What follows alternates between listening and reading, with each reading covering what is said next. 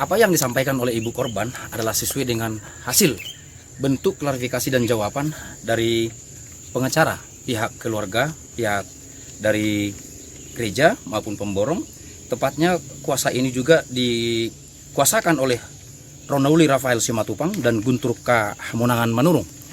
Surat ini kami dapatkan dari ibu korban yang sampai sekarang ini masih berjuang untuk mengharapkan keadilan-keadilan, hak dan kewajiban supaya untuk dipenuhi oleh pihak lain. Biar bagaimanapun, barangkali kasus ini juga akan tetap bergulir di pengadilan. Kita ikuti wawancara selanjutnya. Orang tua dari almarhum Kristanto Joshua Sirait sampai saat ini juga masih mencari keadilan. Sejauh mana, seperti yang kita ketahui, beberapa tahun yang lalu, atau tepatnya 1,5 tahun yang lalu, korban ini adalah korban akibat dari rubuhnya tembok rencana pembangunan gereja Katolik di Parapat. Hari ini kami akan mencoba kembali berbincang-bincang di pusaran almarhum ini dengan orang tua korban, tepatnya dengan Ibu Boru Purba. Datang mama, Bang.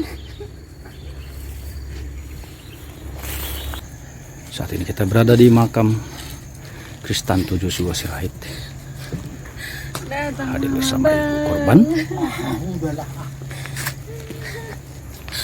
Aduh, Kris.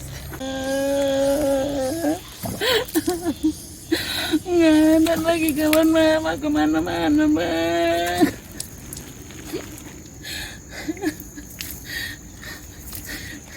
Dia mana ya, nak? Nggak ada kan mama lagi, Bang. Udah awas lah.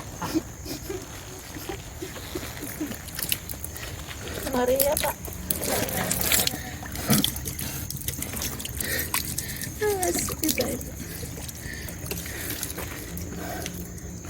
Sebagai orang tua korban. Nah, beberapa waktu yang lalu, melalui pengacara kita juga, Bapak Simanjuntak, tepatnya Elton Simanjuntak, mendapat surat dari advokat dari mereka atau dari pihak pemborong dan pihak gereja. Apa saja isinya, Bu, yang Ibu bantah dan tidak sesuai menurut Ibu dari hasil yang dikirimkan surat klarifikasi dan jawaban dari advokat mereka, Bu? Iya, gini toh.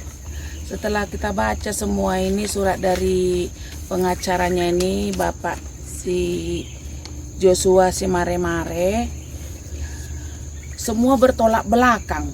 Ya. Seperti dituliskan di sini tidak benar 80 juta tuntutan kita.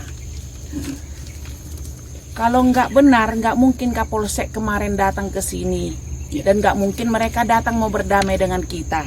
Kalau memang ini tidak benar. Seperti yang dikatakan tidak benar 80 juta. Pertama kali mereka datang ke rumah saya menolak. Kalau nggak 80 nggak usah ada perdamaian. Oke, 80 ini pun itu hanya habis untuk semua keperluannya pada saat mendiang. Jadi datang kedua kali. Oke lah 80, tapi memang dikasih belum 80, tapi terjadilah kesepakatan tanda tangan. Kalau itu dianggap saya orang bodoh nggak menjadi masalah, tapi itulah naluri saya yang bicara bahwa nggak ada gunanya untuk ribut. Oke, saya terima. Uang yang diberikannya tidak sesuai dengan 80, tapi saya tanda tangan. Iya. Jadi di sini juga ada tertulis tanggal 29 Juni 2021 sekitar gereja hadir menyampaikan belasungkawa, membayar segala keperluan penguburan korban catering konsumsi. Di sini tidak ada terata, dibuat di sini ada terata, dan biaya catering itu semua tidak 23 juta. Artinya saat itu mereka tidak ada pasang teratak di sini, ya? Tidak ada pasang terata, nggak ada pasang terata. Dan semuanya ini biayanya bukan 23 juta, melainkan 12.500.000. Sesuai dengan kwitansi. Sesuai dengan kwitansi orang catering. Iya. 12.500.000, bukan 23 juta. Iya. Jadi di sini pun itu kita juga sebenarnya kita sih, kalau saya malunya sebenarnya saya untuk yang seperti ini. Ya, yang mana? dibuat di sini pada tanggal 1 Juli, kontraktor dan pengurus gereja datang ke rumah korban untuk menyampaikan rasa tanggung jawab dan penghiburan untuk seluruh keluarga. Ya. Dibuat di sini dalam pertemuan itu, memperbaiki kuburan korban, harus langsung dikerjakan permintaan korban ditampung, dibicarakan di internal gereja. Ya. Karena pihak korban tidak mau dirupiahkan. Kalaupun ini dirupiahkan, korban akan bertanya dahulu kepada keluarga. Ya. Ini pun saya pertanyakannya kepada mereka kemarin. Ya. Mereka yang menjanjikan, mereka yang membuat perjanjian. Nah, mereka menjanjikan akan memperbaiki jalan menuju kuburan. Ya. Nah, saya bilang itu, kalau kalian mengerjakan silakan. Kalau kami yang mengerjakan, kami tanya dulu tukang. Terjadilah kesepakatan setelah saya tanya nilainya 28 juta. Itu pun belum dikerjakan. Tapi dikatakan di sini mereka diskusi pihak gereja di internal gereja. Mana? Nah, jadi semua bohong yang disampaikan pengacaranya ini. Nah, jadi saya pun nggak ngerti. Artinya sampai sekarang jalan ini tidak diperbaiki untuk menuju pusaran almarhum. Belum diperbaiki. Ya. Nah, jadi ini lagi itu, bahwa pada tanggal 7 Juli, suster, kontraktor, dan beberapa pengurus gereja Katolik datang ke rumah korban untuk kembali bernegosiasi dan menyampaikan permintaan nilai uang perdamaian sebesar 100 juta supaya mereka mau menandatangani surat perdamaian. Mendengar ini, pihak gereja menjadi sangat terkejut dan kembali bernegosiasi menemui jalan buntu. Ya. Nah, cobalah dulu ya Pak ya. Saya hanya meminta 80. Kenapa menjadi 100 juta? Iya. Nah, Iya. 80 aja belum bisa mereka penuhi. Ngapain lagi saya Minta bilang 100 juta? Iya. Nah, jadi kalau saya bilang ini seperti kalau saya bilang ada kecurangan lah ini, ada pembodohan lah ini kepada kami korban. Nah, jadi saya pun nggak pandai yang seperti itu. Kalau pengacaranya pandai seperti itu, berbuat seperti itu, nah mengatakan ini, kalau saya mengatakan udah orang bodoh itu pengacaranya itu. Apa dia nggak bisa minta bukti-bukti? Atau berarti betul seperti cerita pengurus-pengurus gereja yang berpihak kepada saya, berarti ada 2 kwitansi. Nah, seperti inilah, ada kwitansi 23 juta, ada 12.500.000. Jadi saya pun kurang terima semua kebohongan-kebohongan mereka. Ya, lanjut toh. Nah, Yang mana lagi toh? nah, jadi ini ada 2 juta untuk Bapak Hosea Ginting, Kapolsek Simalungun. Kapolsek Parapat. Kapolsek Parapat. Ya. Saya dengan berat hati. Kalau menurut saya pribadi, kalau memang pihak gereja memberikan itu kepada Kapolsek 2 juta ucapan terima kasihnya, nggak perlulah ditulis-tulis seperti ini. Ya. Kita kalau memberikan sesuatu itu harus ikhlas, nggak perlu dipertuliskan seperti ini.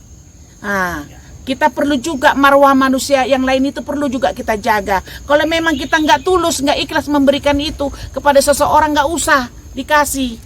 Ini udah dikasih ditulis-tulis lagi, dipamerkan lagi seperti ini. Ya. Nah, kalau menurut saya itu nggak perlu. Kita perlu menjaga marwah orang.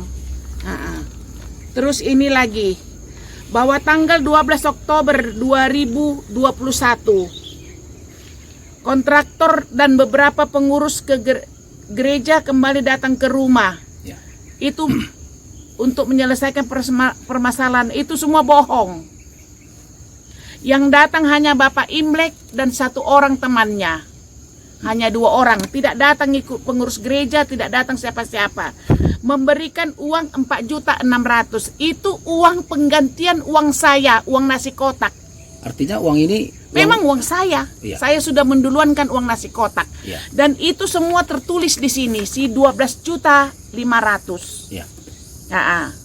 Semua kerugian anak saya mulai pemakaman hanya 12.500.000. Padahal mereka buat berapa, Bu? Mereka buat 23 juta. Jadi saya nggak terima. Yang mati aja dibuat mereka seperti ini, apalagi yang hidup. Nah, ini yang mati. Nah, jadi ini tidak ada. Yang datang hanya Bapak Imlek dan temannya 1 orang. Mereka hanya 2 orang datang. membayarkan uang saya, kerugian saya. Bukan memberikan uang lagi, tidak. Artinya mengembalikan Uang saya yang jadi mereka. yang ibu berikan ke catering itu ya. Ke catering. Iya. Iya, karena saya yang membayar uang nasi kotak. Ya, oke. Ah. Jadi di sini tanggal 29 Oktober 2021 pihak kepolisian Resort Simalungun menyampaikan undangan secara resmi kepada pihak-pihak yang bersangkutan. Pengurus gereja beserta pihak keluarga korban hadir dan menandatangani surat perhentian penyidikan SP3. Ya. Ya, kami memang hadir ke sana sesuai dengan permintaan mereka. Karena apa? Karena saya berpikir tidak ada gunanya berperkara. Dengan perjanjian dan tuntutan saya di surat perdamaian akan diselesaikan. Mereka berjanji akan menyelesaikan. Makanya kami tanda tangan. Dan uang yang dikatakan 6.500.000 Kepada keluarga korban. kepada keluarga korban Ya. itu semua bohong. Ini tidak ada dikasih sama ibu. Nggak ada ini dikasih uang SP3. Oh. Nah, nggak ada uang SP3. Nggak ada. Yang penting uang SP3 nggak ada dikasih. Ini kan dibikin di sini uang SP3. Surat perintah perhentian penyidikan SP3. Di asrama polisi tidak ada dikasih ini 6.500.000. Cuma 5 juta dirinya. Iya, ini 5 juta dikasih sama kita uang ongkos minyak dan makan di jalan. Yang ngasih uang 5 juta siapa, Bu? Si Imlek. Indah Sidabuta. Ah, Iya, oke. inilah yang namboru gatini minyak muna, mangan mamuna di jalan. Ya. Kalau menurut saya uang terima kasih. Ya. Ah, itu nilainya hanya 5 juta, bukan 6.500.000. Ya. Tapi masih tetap include dengan yang 50 juta tadi ya. Ah, tapi ini semua dihitung juga kasih 55 juta 55 juta itu ya. Ah, Oke. ah, jadi inilah semua, makanya saya sangat keberatan dengan semua kebohongan-kebohongan itu. Kemudian masalah transfer yang 4 juta katanya ke ibu juga tertanggal 8 November. Inilah makanya saya sangat-sangat benci melihat pemborongnya ini. Ya, bahwa pada tanggal 8 November 2021 kontraktor mentransfer sejumlah uang 4 juta untuk membeli kebaya saya. Itu bohong sama sekali. Hanya 1 juta. 1 juta. Ada bukti transfernya. Mana Nang bukti transfernya? Ya, oke. 1 juta. Jadi ini memang pemborong ini pembohong besar. Berarti memang dia penipu besar. Katanya 4 juta, hanya 1 juta dia Itu transfer. ditransfer ya? Ditransfer 1 melalui juta. anak ibu ya? Iya, Oke. ke rekening anak saya. Nah, jadi ini ada lagi dibuat di sini bahwa berdasarkan uraian-uraian di atas, maka sudah cukup jelas bahwa apa yang disampaikan oleh ibu korban tidak benar, dan jika dihitung seluruh nilai uang yang telah diterima keluarga korban mulai dari kejadian sampai akhir penyelesaian kurang lebih 95 juta. Nah, jadi inilah saya tekankan kepada Bapak si Harte Joshua si Mare-Mare. Justru Bapaklah yang seorang pembohong besar. Justru Bapak sendirilah yang seorang penipu besar. Mengatakan itu tidaklah benar. Seharusnya Bapak mengatakan surat ini, bawa dulu bukti-bukti berhadapan dengan saya, bahwa saya semua memiliki bukti-bukti kwitansi yang ada di selama peristiwa anak saya. Nilainya hanya 17.800.000.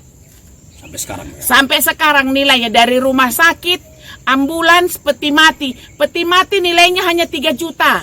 Rumah sakit nilainya hanya 1.385.000.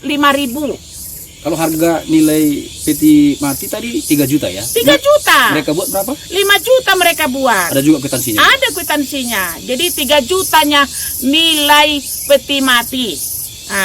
Bukan seperti yang dia katakan itu. Baik, demikian wawancara kami, tepatnya di pusaran almarhum Tristan Joshua Sirait. Ini adalah ibu korban dan Bapak Sirait adalah orang tua korban. Kiranya apapun yang disampaikan oleh pihak dari keluarga korban, kiranya dapat menjadi solusi yang terbaik, baik dari pihak pertama maupun pihak kedua. Saya Jess.